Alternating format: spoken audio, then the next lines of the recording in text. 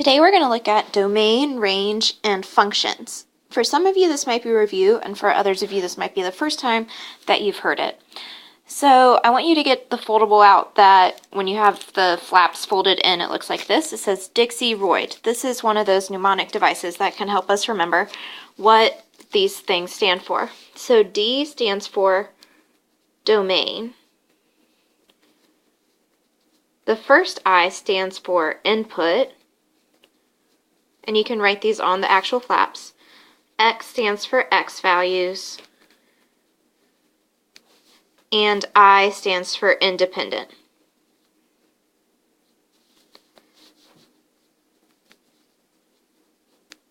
All of these are interchangeable, so I can say domain, I can say input, X values, or the independent variable. And then we're going to reverse each of these. So the opposite of domain is called the range. The opposite of input is output. Instead of X values, we have Y values. And instead of independent variable, we have a dependent variable.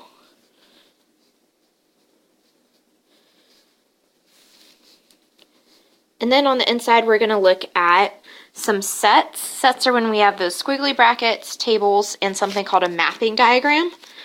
And we're going to find the domain and range for each of these. Your foldable looks a little bit different. So you have your foldable, and it looks like that. And it has stuff in the middle. You're going to put the domain on the left and the range of these on the right. But I don't have room to do that on my screen, so we're going with the flow. All right, so we want to keep in mind, I just made this up yesterday, something I'm going to call N-O,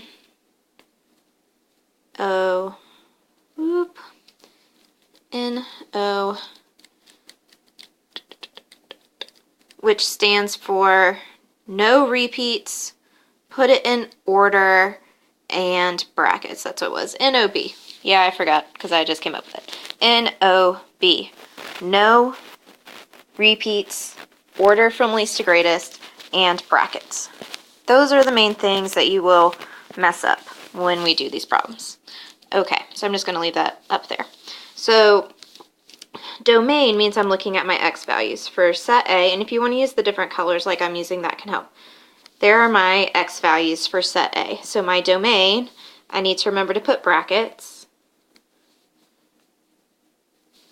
Then I need to make sure I don't repeat. Well, I have 0, 2, and -2, so they don't repeat. That doesn't apply.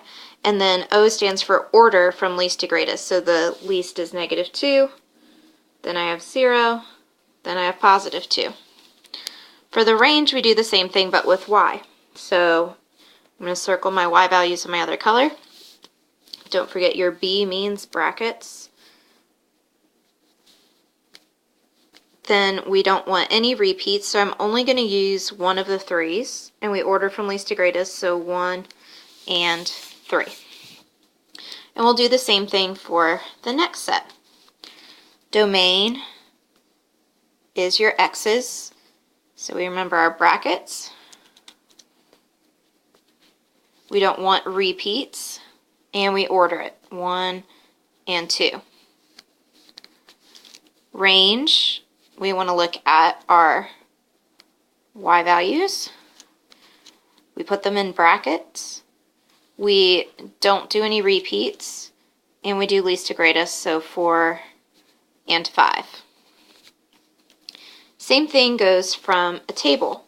But the table is nice because it's organized kind of vertically, so my domain is just what's there. So brackets, I don't have anything repeated, so I don't need to worry about that. And it's already ordered from least to greatest. -4, -3, -2, and 1. My domain is my Y column. Brackets. No repeats, so I only need one of those 6s. And least to greatest, 0, 6, 7. Same thing for this table. Brackets, Then I don't want any repeats, so I only need one of these -2's. And least to greatest is going to be -4, -2, 1. Then my range, brackets. I don't have any repeats, and put it least to greatest. -1, 0, 1, 2. The last thing is a mapping diagram, which you may not have seen before. Basically what it does is it takes an x value and goes from an x value to a y value. So this would mean that I have the point -1, 3. This means I have the point 1, 4. Or to hop over to this other one, you don't need to be writing that part down, by the way. I'm just showing what this means. This arrow means I have the point -1, 3. So it's really just a different way of writing points. And when we get to functions later, that's where these are super helpful diagrams. Okay, so my domain is kind of this first oval shape. What's nice with this is they won't write it multiple times, so you don't have to worry about the no repeats part. So I just need to remember my brackets and list from least to greatest. Same thing with my range, brackets, least to greatest. They shouldn't have repeats in there.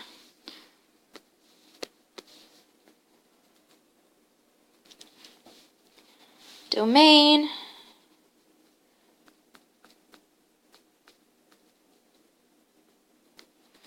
and range. Careful on this one, they're not in order. So 2, 3, 4, 5. So we want to talk about domain. Remember, domain are your x values, range are your y values. And we want that in order to talk about functions, which is the next foldable that you got.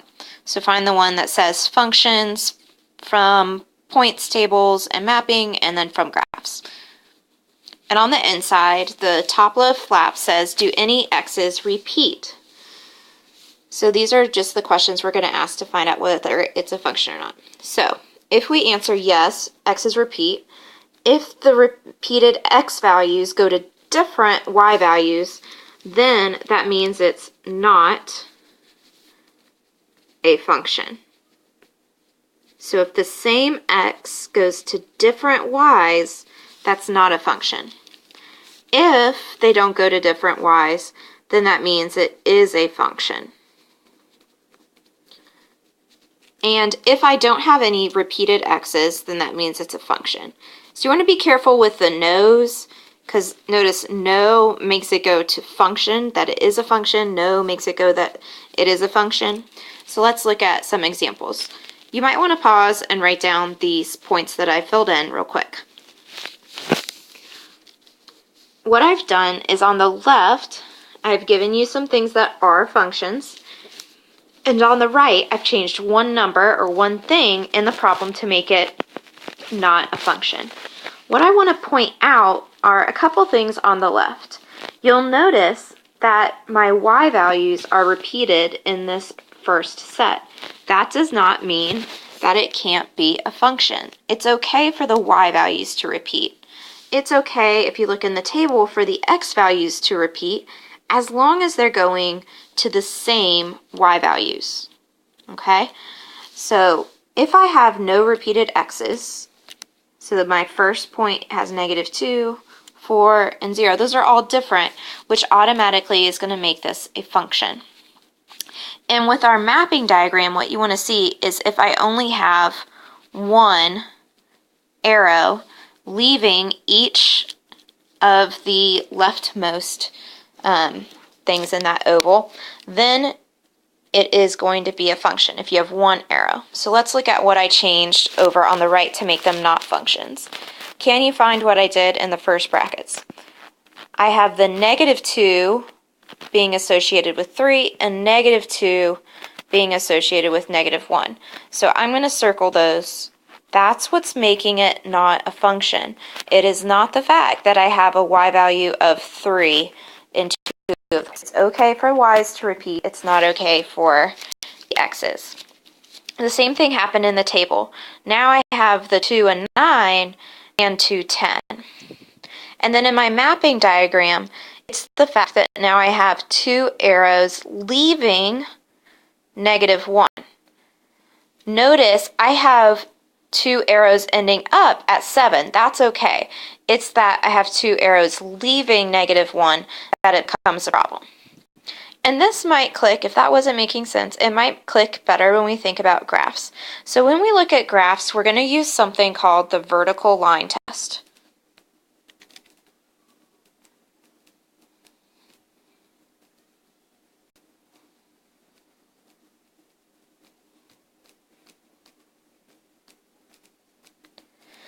When we use the vertical line test, you move your pencil or your ruler or just your imagination and run across the graph. If it ever touches more than one point at a time, then that means it's not a function. If it never touches more than one point at a time, then that means it is a function. So I'm going to draw some of our favorite functions and non-functions on the right side. Our favorite function is a slanted line. If I move an imaginary line going across, that imaginary line is never going to touch more than one point on my line. Another one that we're going to study is something called a parabola that looks like a U. That's another one of our favorite functions. I could even have this kind of squiggly graph that's called a cubic function that you'll study later, and it once again passes the vertical line test. So some of our favorite non-function graphs, the most basic one is a circle. If I move that vertical line, there are a lot of places where it's hitting 2 points at once. You could also have something like a square, or you could have something like a vertical line, because when I get right on top of that vertical line, it's going to fail the vertical line test because the whole thing is a vertical line. Okay, we're going to practice that in class tomorrow.